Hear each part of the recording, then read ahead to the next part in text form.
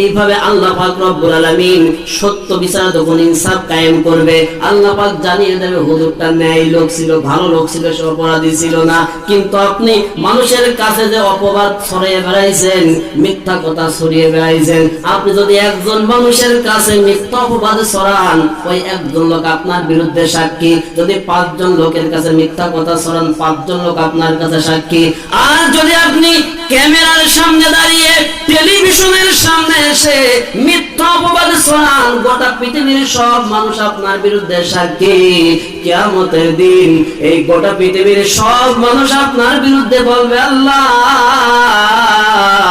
তুমি তো বিচার ফাইসালা করে জানাই দিলে হুজুর নির্দোষ ছিল, হুজুরের কোনো অপরাধ ছিল না, কিন্তু আমার সমাজের অমুক নেতা আমাদের কাছে মিটিং করতে এসে, মিছিল করতে এসে আমাদের কাছে জানিয়েছিল অমুক হুজুর অপরাধী, অমুক হুজুর রাষ্ট্রদ্রোহী। এই জন্য